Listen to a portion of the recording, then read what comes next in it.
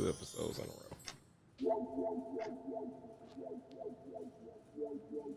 Mm.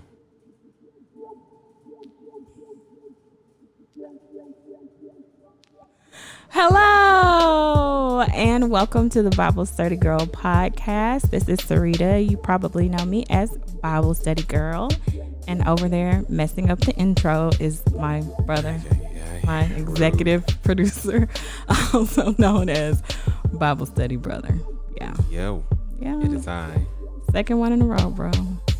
I mean, Second one. it might not be in a row. You might not put these episodes together. They probably are not going to be in a row. So it'll be a welcome surprise for the people. Which came first, the chicken or the egg? I don't know. But he's on the roll today, people. All right. Today we have a very, very special guest.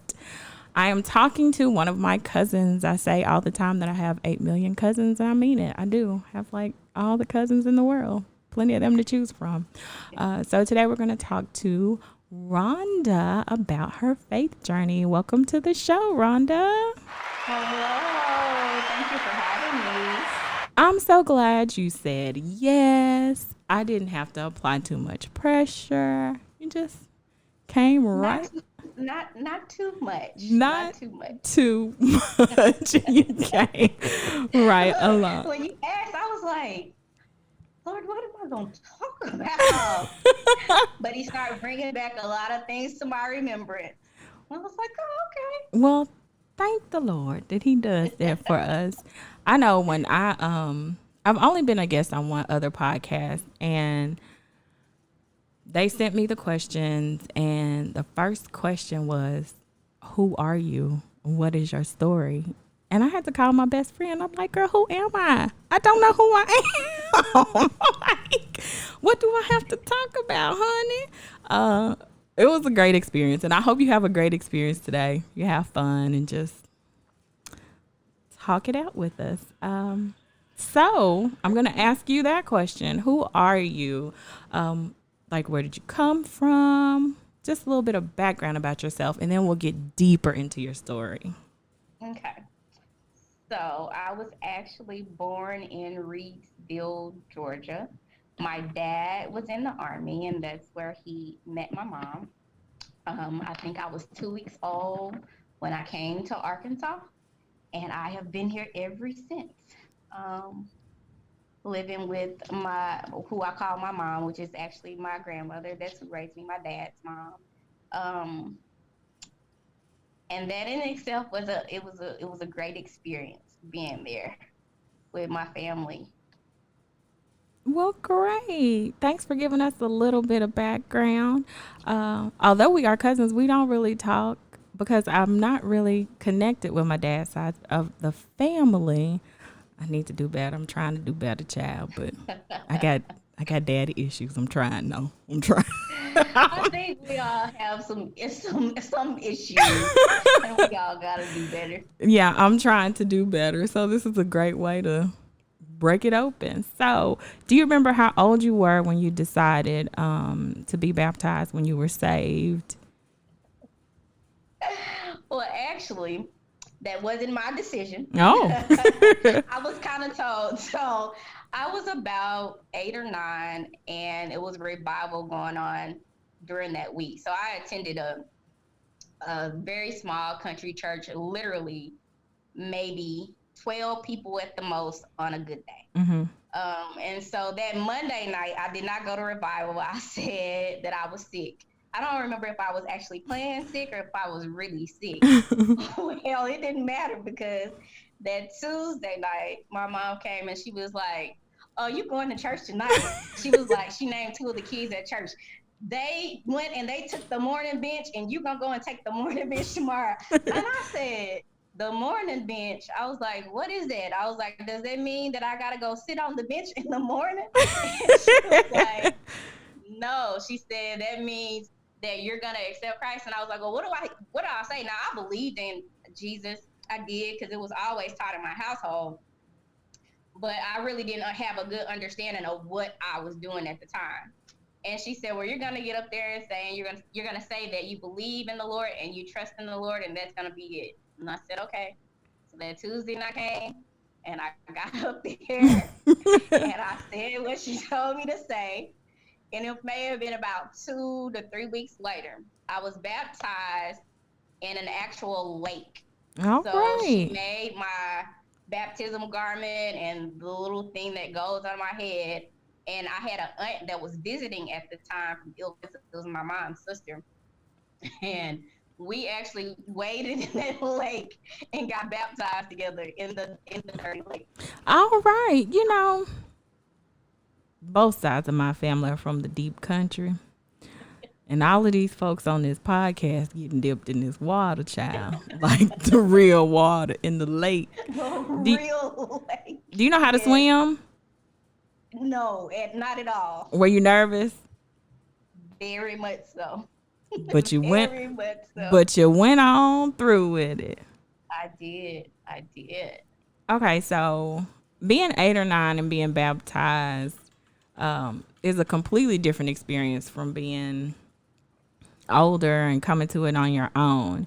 What was your faith like from 9 through your teenage years? Did you go to church every Sunday? I went to church every single Sunday. I did. God just brought this back to my remembrance probably in the past 2 to 3 years, but after that, in our living room, we had this big long stereo, and inside the stereo, we kept what we call the family Bible. It was a huge white Bible. And I can remember on Saturday mornings going in that living room, sitting with this Bible on the floor and just reading, like literally being in there for hours. And I used to be like, Mama, I was like, I don't really understand this. And she used to always say, ask God for understanding, ask God for understanding. I will say this. I think the church that I was at, I think it was good for a foundation, but it wasn't really conducive for growth.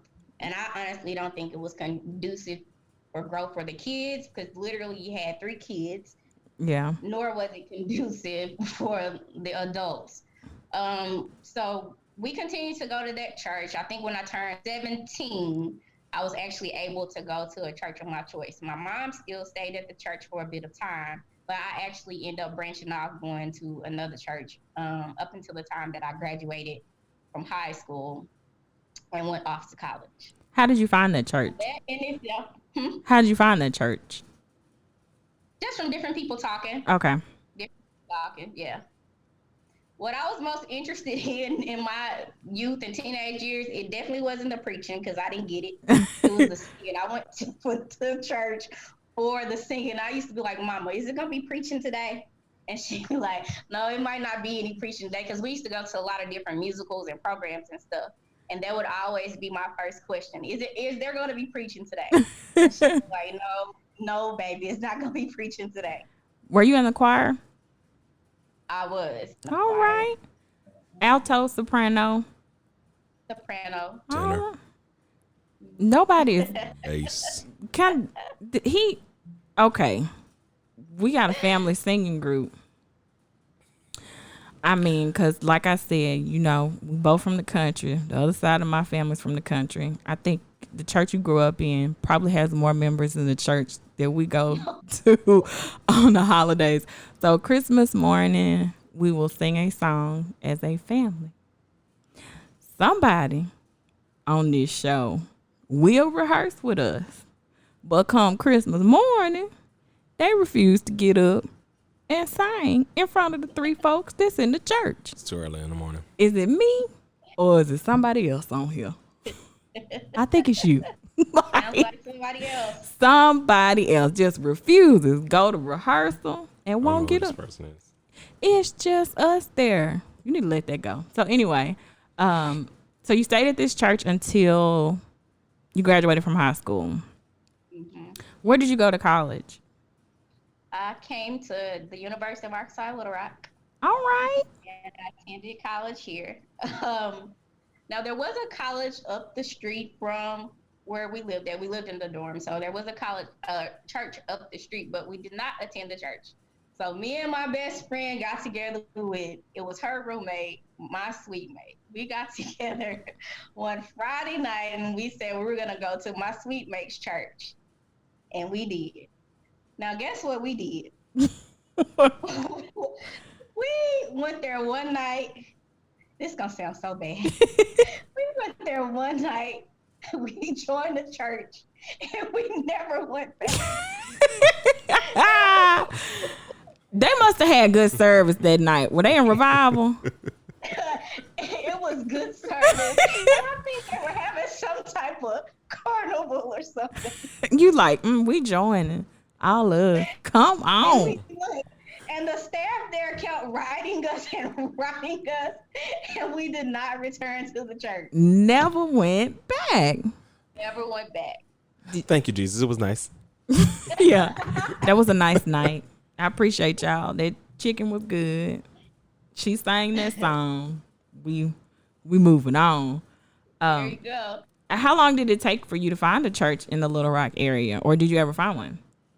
I did. Well, my best friend, her uncle was actually a pastor here in Little Rock. So we actually end up going to his church. That may have been a year later on a consistent, we end up going there on a consistent basis. Now you talked about the church that you grew up in not really being a place for growth. Was this new church a place where you started to grow and maybe understand some things more, or no? It was, and I guess we'll talk about this a little bit later. So it was a place for a while, right? Mm-hmm. And so both of us end up going to another church, and that may have been in 2004, 2005 maybe. And so we actually stayed at this church, and she's still at the church. I'm not at that church any longer, but it was a great experience, I think, for where I was at that time in my spiritual walk with God. I actually sat out of church probably for like 5 years, and I would say that started in 2014, maybe 4 years, 2014. So in 2013, I started to take my walk with Christ more serious. I end up, can we talk about this for a little bit? So at that time, I ended up just cutting out a lot of things that I was doing. I made a vow to God to be abstinent at that time. Oh, God bless you. At that time. And so I just really kind of started to take my walk with Christ seriously. And we'll back up a little bit because there are some things that happened in between, say, 2004, 2005, up until the time that I actually left the church, just with me personally, and what my walk with God was starting to look like.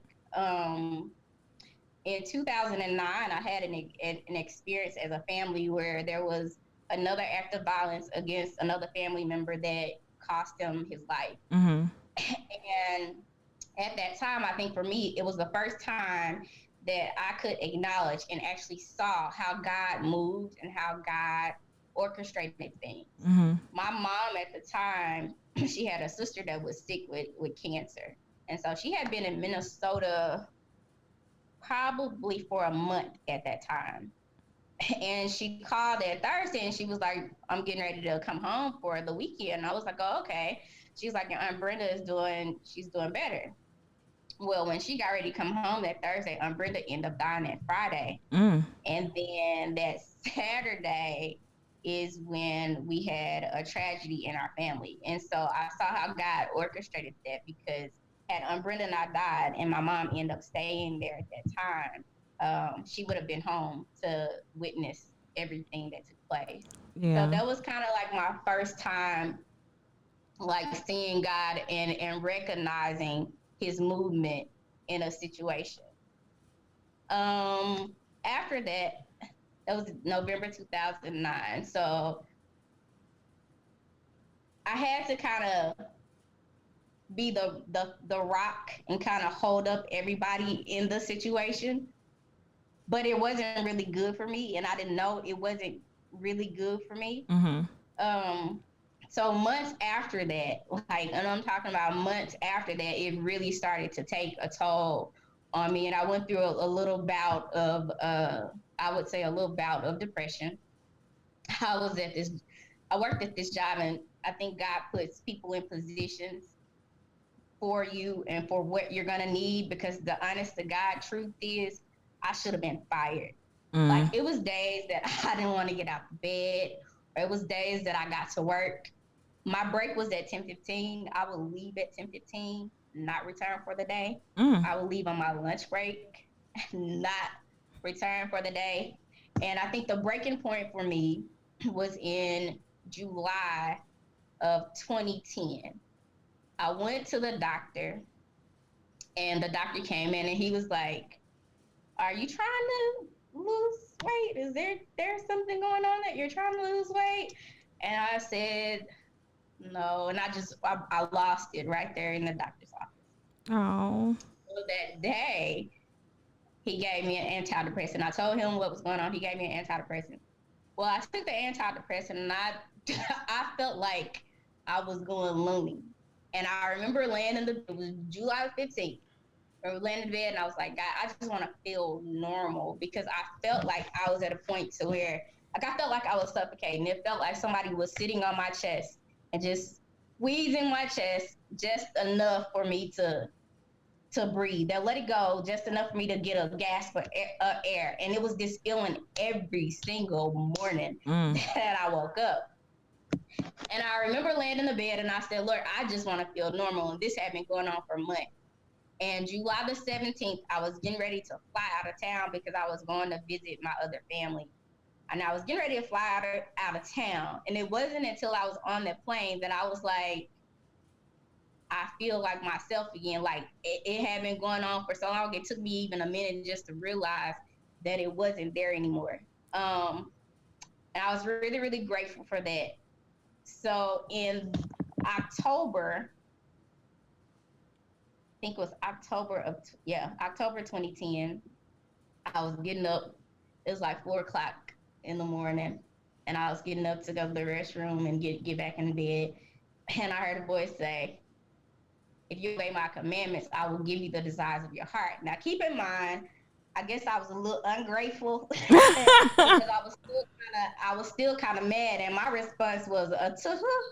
And I got back in the bed and got up to start my day and thought nothing of it. Mm-hmm. But it wasn't really until 2013 I was like, okay, God, you know what? I'm tired. Here I am.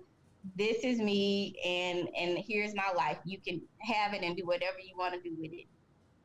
Now, I said that, but I didn't really know exactly what that meant, because we've kind of been on a little roller coaster over these past couple of years. I think that happens to all of us. We step away, we don't listen. I know I'm hard headed. I have audibly heard, like you, I've audibly heard the voice of God tell me no. And here I am, 20 years later, finally being like, oh, you meant what you said, huh?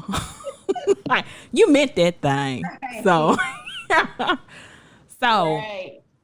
during that time, you're not going to church.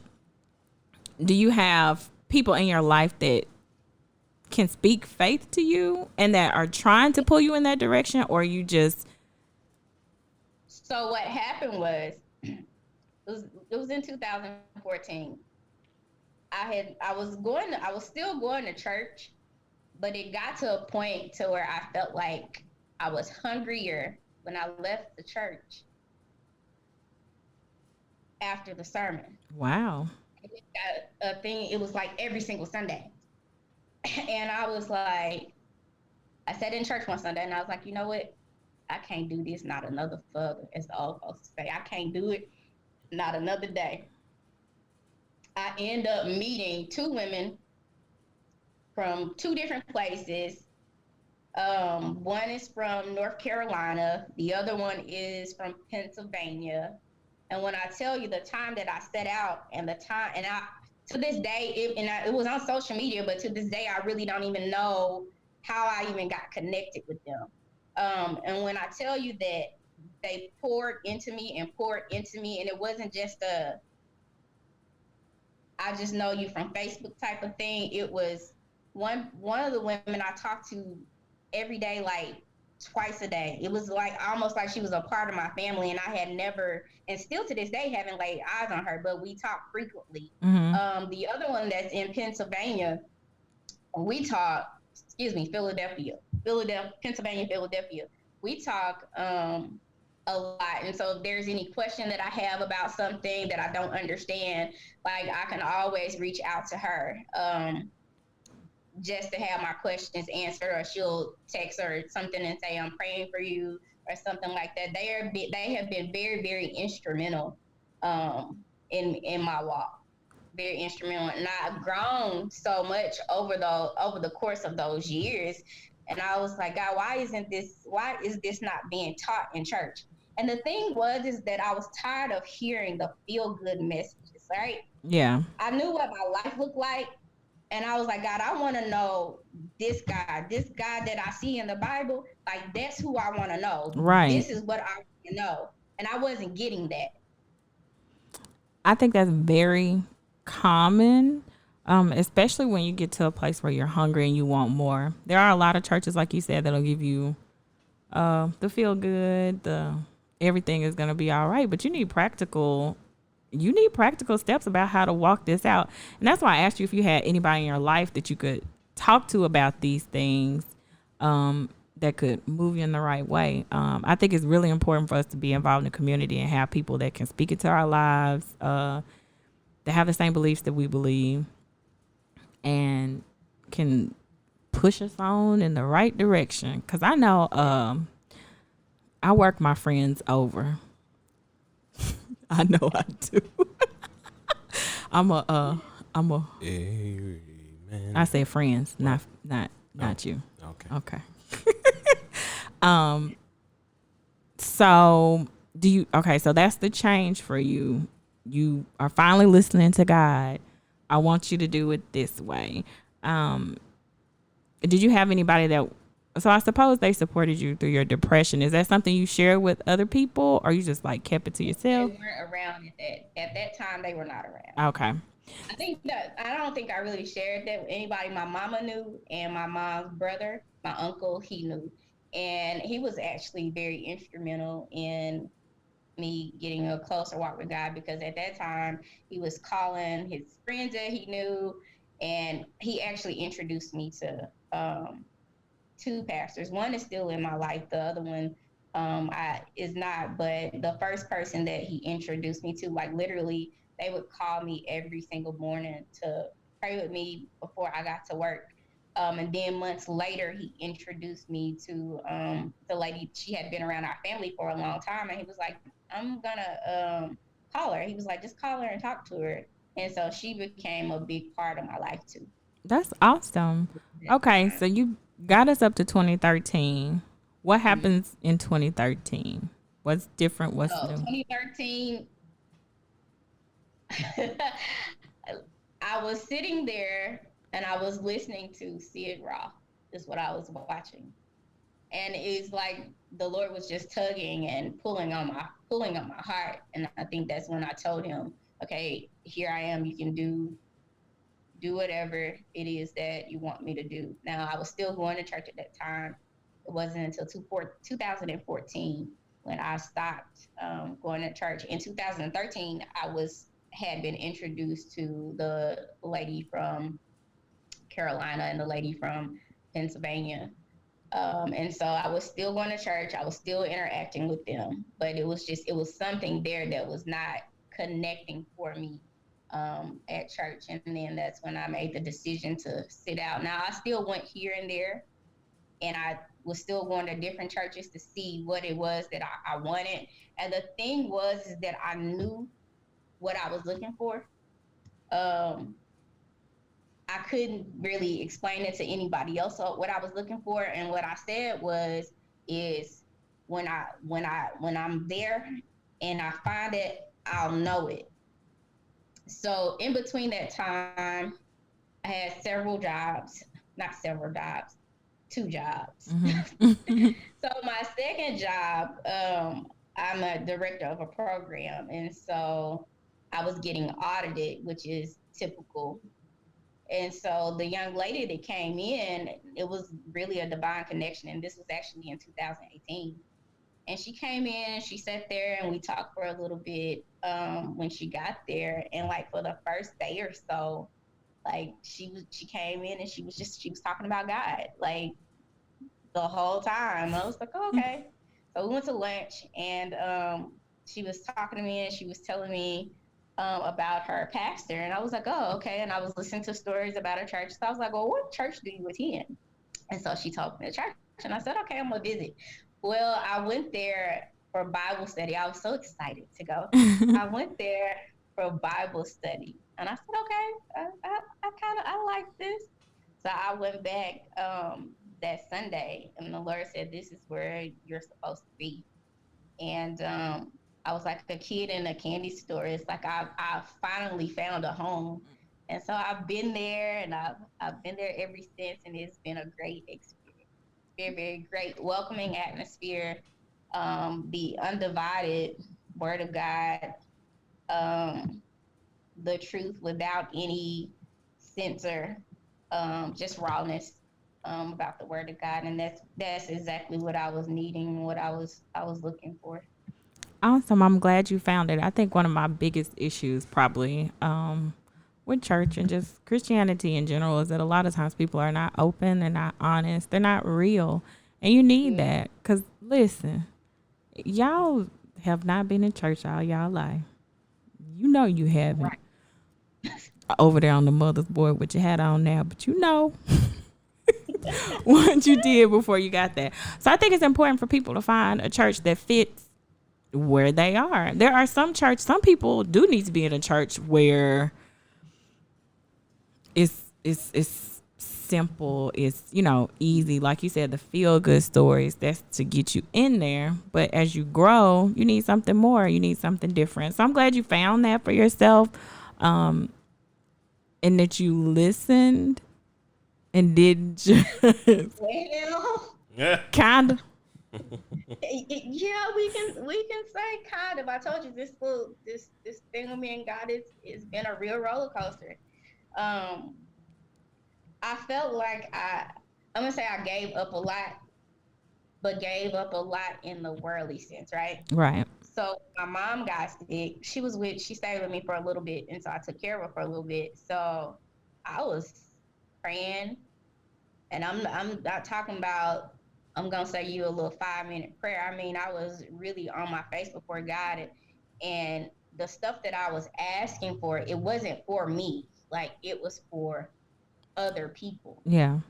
I think during that time, what God was trying to teach me, because I was a little angry with him for a little bit. I was I think I was more hurt than anything. I think it was a deep hurt, because I was like, Lord, I've been faithful. Like I don't ask for much. The stuff that I ask for is not for me. And I think what God was teaching me at that time is a lot of times what we do is we take our wishes and our prayers, and we give it to him like he's a genie in the bottle, and we say, here, we Right. want you to do this. And we end up being disappointed in the end, because we never really asked him what his plans are. We want to give him our plans and expect him to do it. That's And so me. we got over that. We back on track. We got over that little hump. We are back on track. We just had look. I had an all out ugly booger snotting cry, telling them how I felt, and we're good now. We're back on track. But the important thing though is that he can handle that. Like we have to be honest with him about how we're feeling. He knows it anyway. So it's Right. no point lying and acting Yeah. like we all good. But I think there's older doctrines that have made us feel like we can't say how we feel because they would just tell us Yes. not to do that. But that's not Like a we can't ask questions or ask him anything. Or yes, No, I'm gonna absolutely. ask. Didn't they say we made in his image and yeah likeness? because I I got mean questions. yes because the examples they'll give us are all the examples of when people were being disrespectful Yeah. and being like disrespectful. So in the Old Testament, so when they was disrespectful, he just was like I'm gonna kill you. I'm gonna kill you. Yeah. It's out like I done gave you everything. Like I told you not to do just one thing. Like I ain't even asked you to do nothing extreme. I just said don't do this. But being honest, because you have to be honest, because you'll never find where he's trying to lead you if you don't say these are my emotions. I mean, make it plain. Make it plain. I think we make him too much of a, I don't know what word I want to say. We make him separate. And he's a part of us. I mean, like God is in us. God is a part of us. God created us. Like it's not a parent who you cannot talk to. Again, he may say no and may not give you the thing that you think you want, but you will always get what you need, even more so than what you need, because that's the blessing business. So I know you had your snot and your cry. Do you think you came out of that experience better, or did it make you bitter for a while? No, it didn't. It didn't make me bitter. I think it did. It made me better. I think it was a part of his process of truly teaching me who he was and truly teaching me about his nature. And I think what it did was it made me shift my expectations. It made me want to seek him out more for what his plans were. And I would even say that it made me want to say, Lord, I'm going to leave this end result to you. However you do it in the middle, let me just trust you that it's going to be done how you want it done and not how I want things to be done. What's something that you would say to your younger self, like something that you didn't understand, but now you understand in your adulthood, that you could like translate to your younger self to help others in that? Like, you know, because we all need that moment of like, you ain't got to wait 30 years to get it. Yeah. This is how I got it. Having a relationship with God is real. I would say to my younger self to get to know God for yourself as soon as you can, and not just in the aspect of him being quote unquote some big sky daddy, but yo, you can sit down and you can talk to God like I'm talking to y'all, and you can have a real life conversation with him. Right. I think that's something that's really missing. I think that's what I was trying to say earlier. We, like you said, we're trying to make him separate, but like, no. It's about relationship. And a lot of times in church, you get caught up in the rules. This is what you can and you can't do, and this is how you do it. And we completely miss the fact that he wants relationship with us. He didn't create us to just rule over us. He wants real relationship with us. So I think that's a great helpful nugget. Like, you need that relationship. And we were talking to Charmaine, and you know, I think her analogy of being in a relationship with God is a lot like marriage. I mean, you may not like him every day, but he's yours. Like, he belongs to you. He's still the best person. He's still the best one to be with. Every day is not easy, laughs and giggles. But if you're going to make a covenant with somebody, that's who you need to make. He ain't never, you know, rolled over and not talked to you because he was upset with you. I mean, there was 400 years when he was silent. But it wasn't us. Talking to nobody. It wasn't us. You're right. It wasn't us. Saying that was, again, Old Testament. It was not us. It was between the old and the new is what I'm saying. Yeah, between. The intertestamental period. We're talking about he is a never growing and never changing. He's grown into the best. Listen, we was wilding, but not anymore. I still am sometimes. I mean, yeah. I mean, and they wilding outside. It's a process. It's a process. Do you think? I know for me personally, life has been challenging. I guess it's the simplest way I can put it. Life has been challenging, but I wouldn't trade the mess for where I am now. Because I often debate within myself, like, if you had done this differently, you know, where would you be? But I wouldn't trade it because I wouldn't be who I am right now. Now I am trying to be more obedient. How is your faith today? Because I know Yeah, I'm just gonna leave it open and ask you how your faith is today. I will say that it's still a work in progress. I mean, I think that it's something that will continue as I grow more in God. I think it's something that will my faith will eventually increase to where it is that He wants it to be. I think it is a definitely a work in progress. Um, what I can say is I thank God it ain't where it used to be. Thank God it's Amen. not where it used to be. We are all works in progress trying to make it and get to the next step and the next level. Amen. Is there anything that you wanted to share that you didn't get a chance to share? I love the fact that you shared that, younger self, get to know the Lord, because, child, you going to need him. But Every single day. I mean, every minute, girl. Like, Lord, I hear Yeah. you. Is there anything else you feel like you need to share, you want to say that was left undone? I think I pretty much covered everything. But thank you guys for having me. This has been it's been non-frightening. Good. Good. It's been non-frightening. I love to hear that. Like, I want you to feel comfortable enough to share your story, the parts of your story you want to share, the parts you don't want, because I think it really helps people. I'm always helped when I hear somebody else's story and I hear them say, how they overcame something. Yeah, life was tough. Or even just to celebrate the joys of life with them. I think that's important too. This podcast is not all about. I don't I don't think we hear enough of people's stories. I And I don't think either. sometimes people may be embarrassed or ashamed by their stories because again, like when you're in church or you've been in I'll say a religious setting, you don't really hear people share like where they've been and how they got to where they are now. And I think it's because sometimes we can be so judgmental, Yes. instead of allowing a person to kind of be a little free in how they give their story or their journey to Christ. Very true. We get real locked in, and if you're not doing it this way, you ain't right. I Yeah. can't tell you how many old people I've heard fussing at teenagers about their clothing. But we here to save souls. You work on the heart, the other stuff comes. It's not Right. always about following your rules. And And I think that turns a lot of people off sometimes too.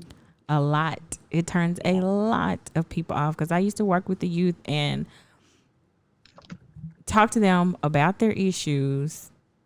And here comes sister. I almost said a real name, but here comes sister.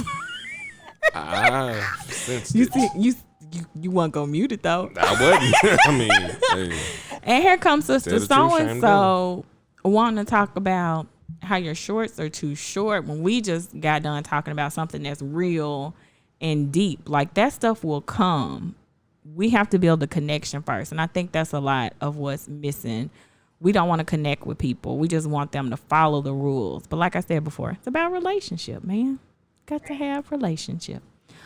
We thoroughly enjoyed you. yes. Yay. You gonna give me some applause?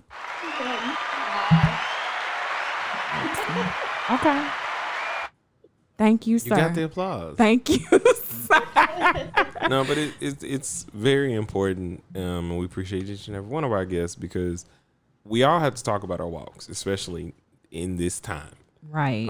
It's because so often, especially us as young people, because majority of the people who are teaching us are older than us, we don't feel that there are other people going through what we're going through. Right. So it is imperative to talk to each other as Christians to strengthen each other. So that way, as we are leading and bringing new souls and we are doing what we need to do for God, we can be in the right mindset, which is for God, by God. And all of that. Thank you, Reverend. You're welcome. I appreciate your input.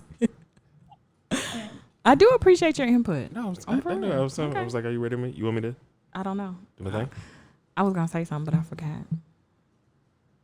Again, I really, really am grateful. Tell your friends. We are talking about faith over here.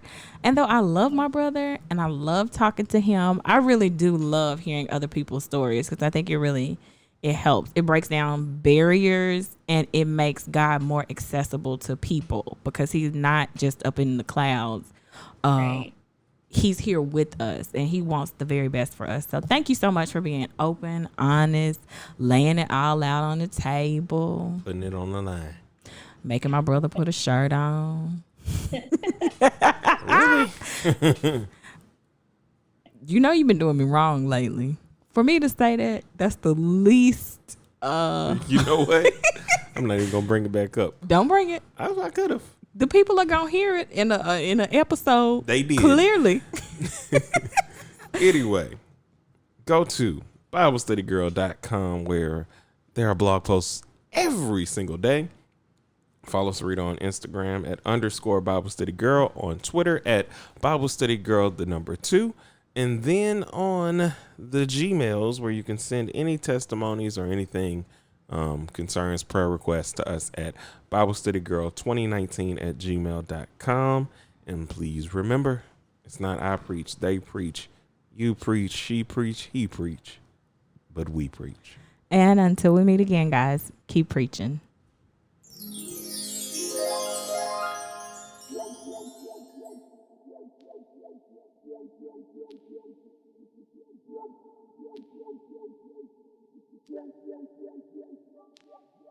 Yeah.